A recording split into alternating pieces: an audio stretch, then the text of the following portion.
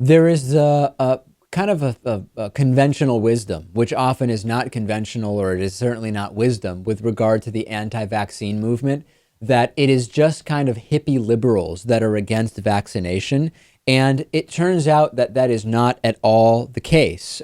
We should not assume that because we are seeing some of the outbreaks in areas that are traditionally considered liberal areas, northern San Francisco, southern Marin County, etc., we also are seeing low vaccination rates in groups that are by no means hippie liberals. And this includes the Amish in Ohio, Orthodox Jews in Brooklyn, by no means, Lewis, groups that are traditionally considered liberal. And we actually now have some data about this. There's a 2013 paper in PLOS One where Stefan Lewandowski and two of his colleagues studied what makes people reject vaccines. And they got pretty complex results. First of all, they found that while political conservatism made some people a little bit more pro-vaccine, having a free market ideology also associated with conservatism in the US also led people to be against vaccines, towards having, I guess, what you would call skepticism towards vaccines, although I don't think that's the term we should be using, and I'll tell you why a little bit later.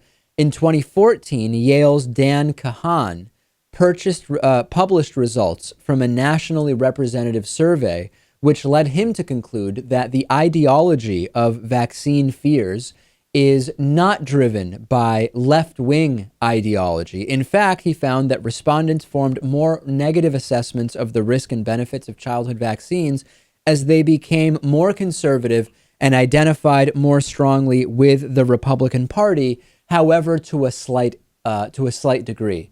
So what we can certainly say with certitude, Lewis, is that the anti-vaccine movement is not a hippie liberal movement.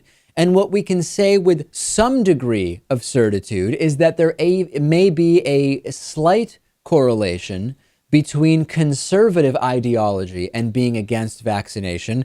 But what is abundantly clear to us is that this is a movement that is on both sides of the political spectrum, albeit for different reasons.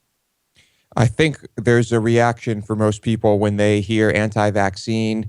You just automatically kind of think of a certain type of person from California.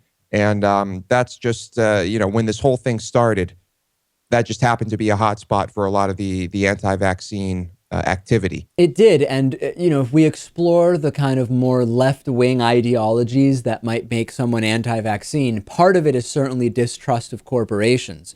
But on the right, you see distrust of government agencies like the CDC, for example, being used to justify the exact same anti-vaccine sentiment. So I think what we could say, Lewis, is that whether you're on the left or right, you can find reasons that correlate with your political ideology to reject vaccines and ignore the science.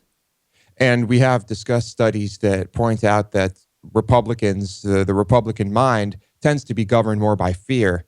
And certainly being terrified of vaccines and a big brother government would lend itself to this type of thinking. And that's why I think, going back to what I said before, that the term skeptic is not an appropriate term for someone who is against vaccines. Because if you look at the definition of being skeptical, if you're skeptical, you have doubts as to the truth of something. And anyone who actually puts their fears or religious beliefs aside for a second and looks at the science, they would not be skeptical based on the actual definition of skepticism. They would be deniers, they might be fear-mongers, but skeptical, I don't think, is the right term to apply to those who are against vaccines. Maybe there are a few people who are skeptical. I think if you are skeptical, you do the research. I think if you are afraid, you don't. No question about it. Make sure to give us a like on Facebook, facebook.com/David Pakman Show. Next, we will hear from two old friends, Pat Robertson, and the latest news involving Brian Fisher. Was he fired? Was he not? Big news.